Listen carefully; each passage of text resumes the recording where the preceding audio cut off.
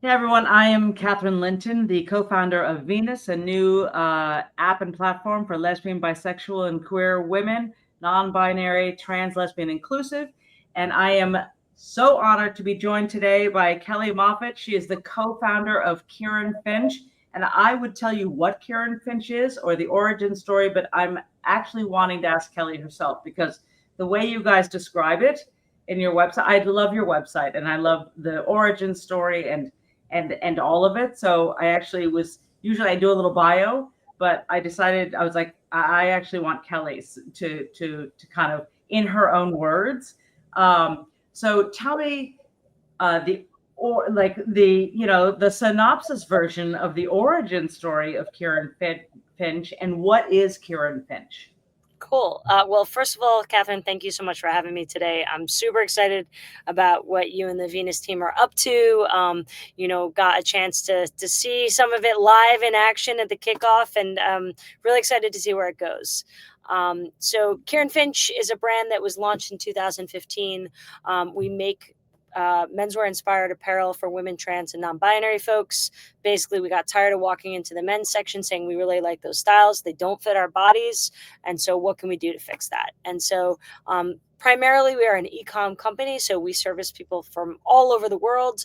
One of the things that we're really proud about is that we have a real commitment to size inclusivity as well. So we run our sizing 0 to 28 and extra small through 5XL in many of our offerings. And so we're based out of Brooklyn. So that's a little bit about us. And what is the story?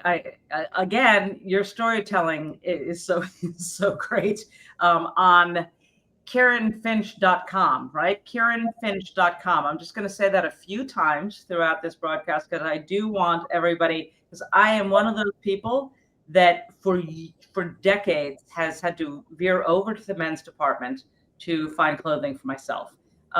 So I'm in love with this company, KirrinFinch.com. So what is the story behind the name Kirrin Finch?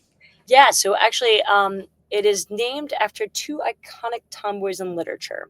For those of us U.S. based, Scout Finch from To Kill a Mockingbird. Many of us grew up, reading that. And then there was a UK based novel series called The Famous Five, and there was a character, Georgina Kirrin, who was that embodiment of the tomboy spirit. And so we kind of combined those two together and have created the idea and the concept of what that feel is when you were reading that book and you said, oh wow, I get it, that's me. And so really trying to bring that to life. Inner tomboy. Yes. I was such a tomboy. Same. My Same. poor mom. She tried. She Yeah. tried. She tried with the dresses. She tried. It just did not work out for her until she accepted. And then Ellen came along, and Ellen started wearing suits, and she was like, "Oh, that's in fashion." It just goes to show you how important it is that we have role models that you can point to sometimes, both for the person and also for society. That's, you have people that are breaking boundaries and you're saying, okay, I see myself. Or for that parental acceptance, it's like, oh, it's not just my kid, or what that feels like. Right. Yeah. Visibility matters on every level. You're right. And when you just said for families too, it's not just for us, it's for society as a whole. I'd love to know a little bit about your backstory. You didn't come from fashion, you didn't study fashion. So I just love that you didn't, and I'd love to hear how you came to this, bring us back to what you were doing, what you studied, and how this all came about. Yeah, so certainly circuitous at best. My background is actually in education. I was an elementary school teacher and actually have a degree in library science. So, those characters in literature didn't just pop out of nowhere. Now I get it. There you go. But so, there's a lot of things that the reality is from a management of a company perspective. There are certainly things that I learned in my career as a teacher that are transferable skills today. But all of that, like, hey, I want to know how to make a garment and all of that. Like, we literally had no idea what we were doing, but we knew that there was a problem to be solved, right? And so much of it, of what I think is a strong business idea, is when you have that unmet need, and whether you know how to solve it or not, oftentimes there's a knowledge gap between what the solution is. And so for us, it was like, hey, we know this really sucks. We walk into the little boy section, or we walk into the men's section, and we want to like look like that. We want those clothes that fit us, but they don't exist for us. And so how do we solve for that? And so in 2014, stepped away from my job with my business partner, and we said, we are going to solve this problem. And 10 years later, here we are. How do you, I mean, and I just want to sort of ask you this, because I think there's so many people, myself included, even with this app. I mean, I was a documentary filmmaker for years and years and years, right? For over 30 years. Was it scary to do that pivot, and what does it take to just to pivot to a whole new industry and a whole new passion, and create a company? I mean, I think no matter what it is in life, pivoting is scary. So it could be pivoting from like, hey, I want to like be healthier and like go and like run a marathon and like exercise more. Pivoting for a career, like obviously there's economic impacts and all of those types of things. Pivoting in a relationship, right? So like change is scary, right? And it's I think many times the unknown. So like it's even scarier or anxiety provoking, or all of those things, when you really don't even know like as much. Like for me, right, I didn't know how to make these garments. I just knew that I wanted to help solve the problem. And so I think that there's often, though, the biggest rewards when you do those big pivots, if they work out. Yeah, if they work. Yeah. Minor detail, but detail. Yes. I think human nature, though, and I am certainly a creature of habit in many ways also, is that like, okay, if something doesn't work out, how do we make ourselves then continue to pivot? Because like sometimes you have to pivot multiple times. Mm. Yes. Yes. And yeah, I love that. And just the passion, and I guess, you just have to hammer at it, Yeah, and you have to believe, and find the right talent, totally. right? It's a, Yeah. there's a problem to solve. You better surround yourself with the right talent to help Yeah. you solve that. I think one of the things that like I feel is helpful now, right? So like in the very beginning, right, I was trying to wear every single hat, right? That's like the reality of an entrepreneur, right? As you're starting Venus, even if you have, one or two partners that you're doing this adventure with, there's just lots of different things that you don't know. How do you start a business entity? How do you like file sales tax? Like all these like little things that are huge things that you literally often have no knowledge about unless you've already started a company. And so there's like a lot of that. And then on top of that, actually solve the thing that you said you were going to solve for, right? That little minor thing. Yeah. So I think there's a lot of that in the beginning of like the creation of a new business that is nuanced to like pivoting in life. Right. Right. I'm curious, growing up for you, as you came into your own authentic self, did your fashion change? Like, how did you express yourself fashion-wise? I mean, we all went through our journeys of like finally finding this self. The clothes mean a lot. Totally. Yeah. No, it sounds like you and your mom had similar battles that I had with my own. For me, the compromise was that on Wednesdays it was library day and I would wear a dress that day, but all the other days I got to wear what I wanted, right? So we were like meeting each other in the middle, my like 5-year-old version of myself. Now I have 8-year-old twins, and I recognize how challenging it is to just even get out the door, forget alone a line on like, gender identity. But I think to build on what you said, right? Like clothes are so important. Why? Because they can serve as a armor, you're walking into a situation where like, oh wow, like I don't know if this is a safe space, or I don't know how people are going to perceive me, right? So I'm going to show you who I am by the clothes that I'm wearing. So there's that.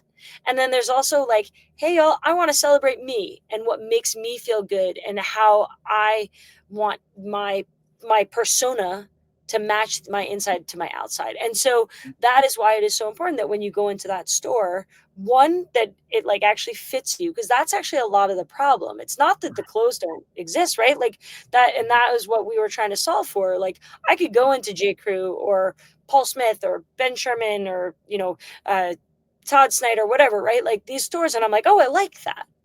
But when I put it on, it's not meant for my hips. It's not meant for my chest. And all of those things is for us, we're taking those into consideration.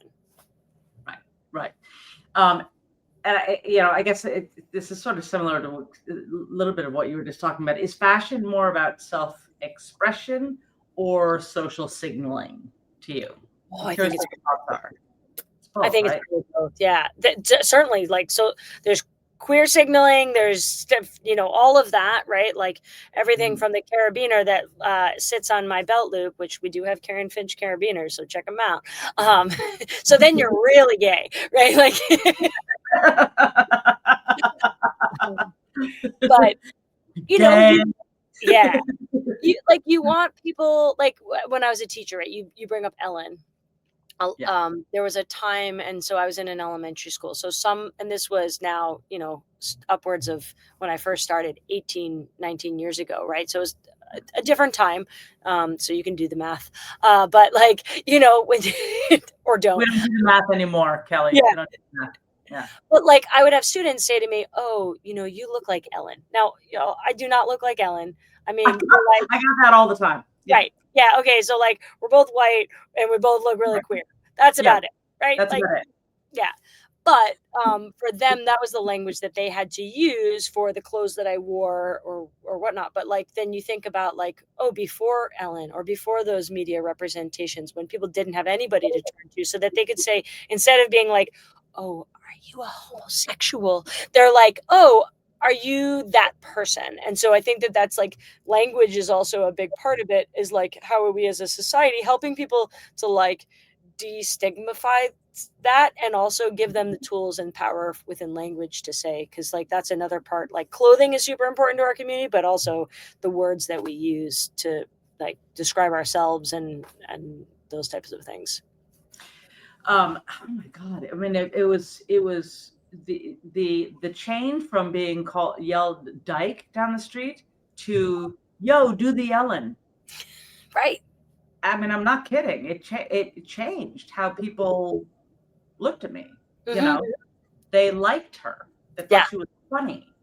So I mean, it really, like, you don't know, you don't realize the power, and I imagine that for any minority, any person of color, anytime you are represented in popular culture and you see yourself and there is somebody that people can refer back to that they like, it's like suddenly that's,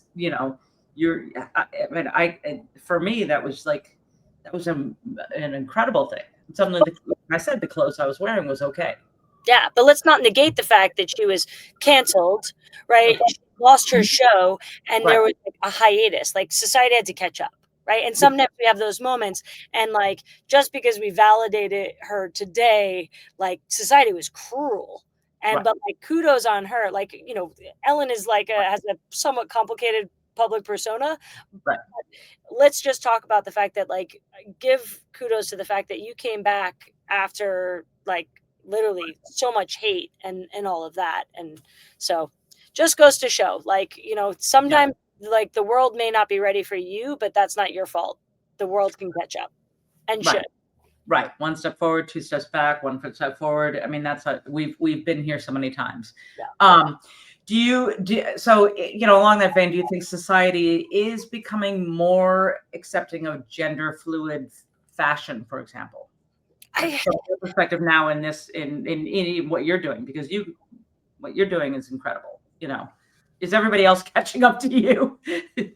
I think it's society is like in a really weird spot right now, right? Where you have, this like shift of conservative values that you're suddenly seeing within the kind of like political sphere. And like, how does that play out within kind of a macro level? So, Yeah. like, and what you see from like donors to like LGBTQ nonprofits, like, or just like nonprofits in general, right? Like, so like we're seeing this in the social sphere, and then we're also seeing like, wow, this week, like, the Supreme Court saying like, no, like marriage, we're not talking, and we're not touching marriage equality, and like 65% of Americans are pro gay marriage. And so like, I think that like, to the point of sometimes there's, one step forward, two steps back. Sometimes there's two steps forwards, one step back. Like, progress is not linear. No. And so, but it's painful when you're in it. Yeah. Yeah. I mean, it was, I was just speaking to somebody. It's like you get on Tuesday, you get the marriage decision. On the previous Friday, you get the passport Yeah. decision for trans people. Yep. I mean, just attacking left and right trans people. So it's like, we have, so in terms of gender, I think we've backslid to the 1950s of the anti-woman, anti-trans, sexism run riot. And so I can imagine that, especially with something like your brand, where there is somebody wearing who may have like breasts, or wearing a men's suit out. I mean, that in this climate, that's, to me, that's almost an act of rebellion. I don't, but it's also can be scary. Yeah, no, 100%. And I think that like for different customers of ours, there's different levels of like what that means to them, right? For some of them, it's like, hey, I wear suits every day. This is how I'm going to present myself. And like, they've got more Kirrin Finch suits in their closet than I do. And then there's the human that's like, hey, I'm getting married. I want to present myself authentically in front of my friends and families that love me. And I don't know how, like, to like, I've never worn a suit before, right? So you've got like those two like very different, but like it's still an act of rebellion and authentic representation. And that is, I think, where it comes down to like the touch point there. For someone it might be an act of rebellion, someone it might just be like, this is actually just what makes me feel good. And so for us, it's meeting our customers where they are, however they present, wherever they are in their journey, and making sure that they feel affirmed when they come to us. So things like when many of us have walked into the men's section and like get the, oh, excuse me, like the women's section is over there. Well, yeah, if I was looking for that, I would have walked over to it because I have eyes. Thank you very much. Like, just as you are scanning me, I am scanning the clothes, and look at how I'm presenting. So there's like that. So I think society as a whole, there's a lot more places where there's flexibility. And my hope is that we continue to come back to that upswing of allowing for folks to present themselves more authentically, to live their lives more authentically, to love louder, to like feel more safe. But I think that unfortunately what we're seeing is like all throughout time, right? There's always a scapegoat. And so like that is the trans community is bearing this is not like the first time that the trans community has borne the brunt of it, but they are really, that is truly where we're looking at that right now. And from in the political sphere in a way that didn't exist before. It was more of the social sphere. Right. And real clamping down on gender roles. I mean, it's funny, you just mentioned, like, just about a month ago, I went into Untuck It, and I'm wearing this shirt, and I walked up to the men's shirts, and they said, there's women's dresses in the back. And I said, I would rather be caught dead than walk into the back and put on a dress. I'm actually looking at these shirts. And they just sort of stopped. It's like blind face.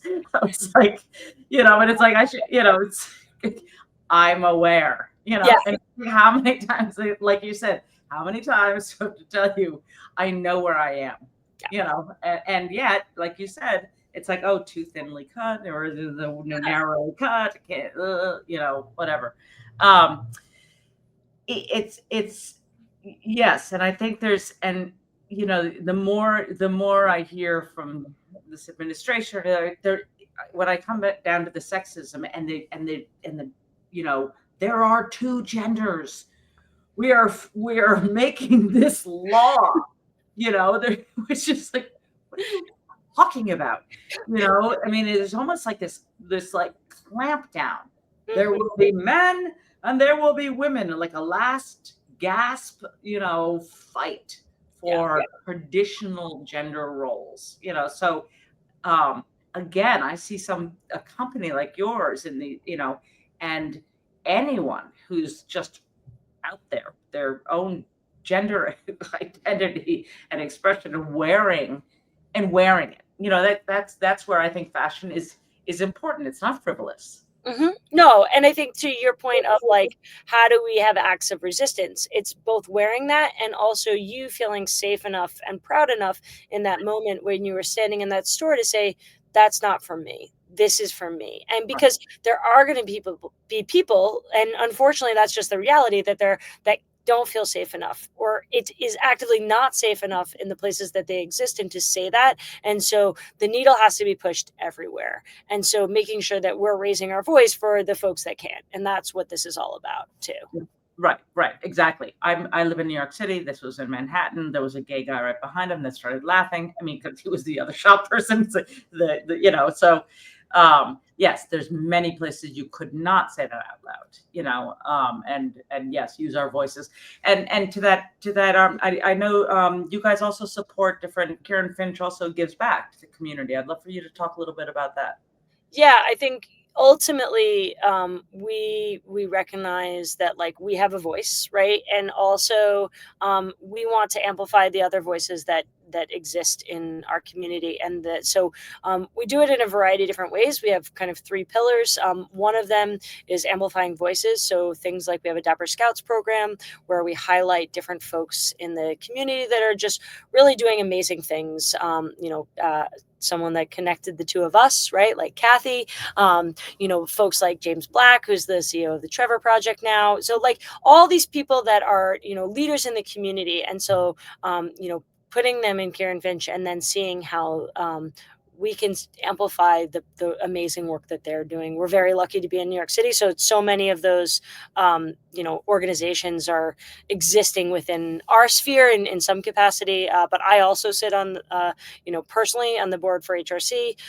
So it is something that I care about deeply for my life and also for us as a company. So, amplifying voices, giving our time. So like we have a relationship with Sage. So like our team goes and we'll like do their food pantry. And for example, we one of their the people that's involved in their community, Barbara, like walked in our fashion show with her, like her walker, and it says like Trailblazer and on the front, right? And so like, I think that so much of visibility is super important. And so those are two of the ways that we're really making sure that we are providing visibility. All of the models that we put onto our site are pretty much just people that we have connected within the community. And so how does that exist?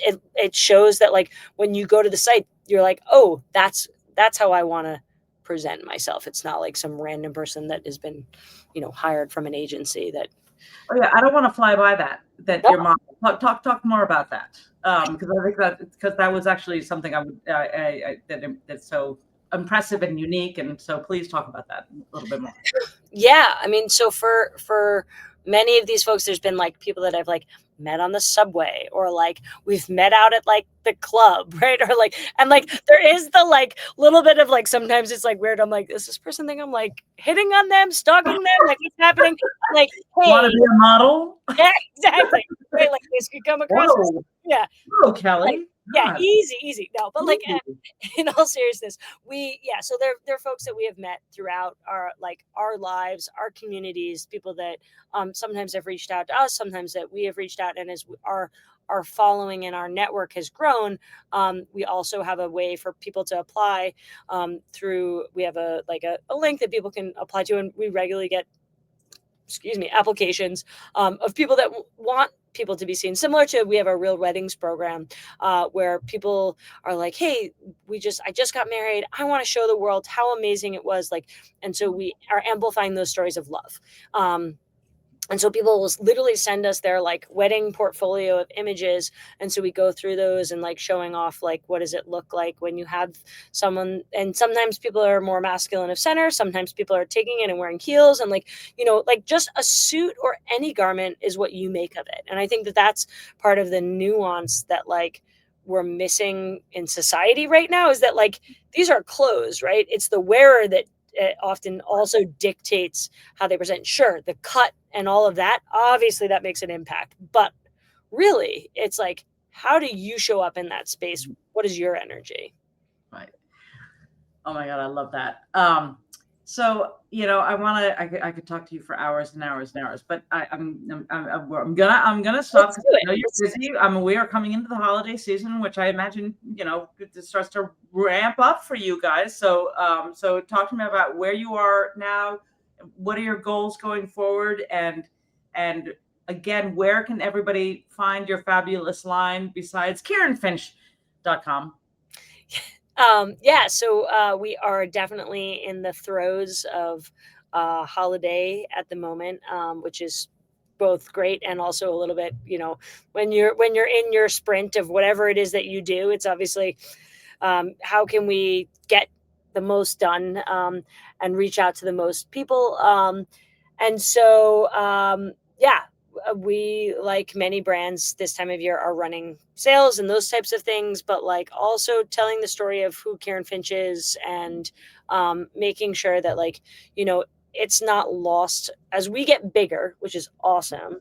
I think it's important for people to actually also know like how small and mighty we are also, right? I think, which is great, right? Like, we are trying our best to make sure that we're really polished and all of those things, but we're a team of 8 full-time people, and like, depending on the time of year, kind of 6 to 8 part-time folks. So you're not looking at like 50 people in a corporate boardroom here, right? Like, every order goes out from our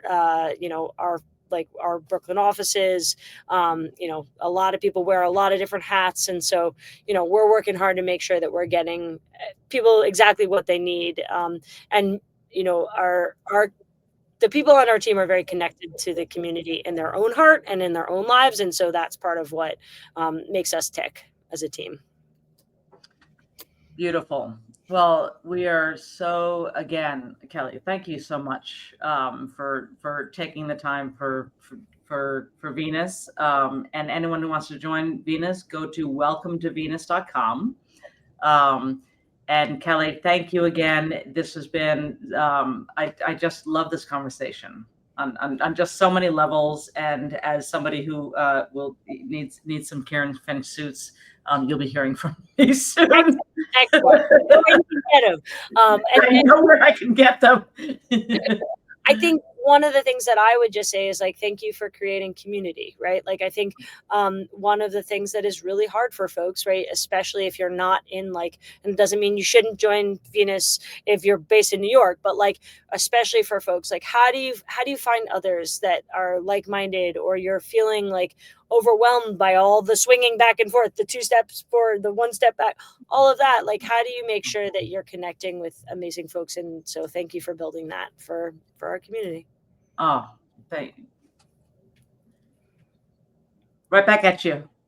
You got this. I can't wait to see where it goes. Lesbians, we get the job done.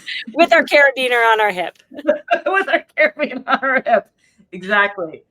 All right. Well, thank you again. And hopefully you and I will see each other in real life soon.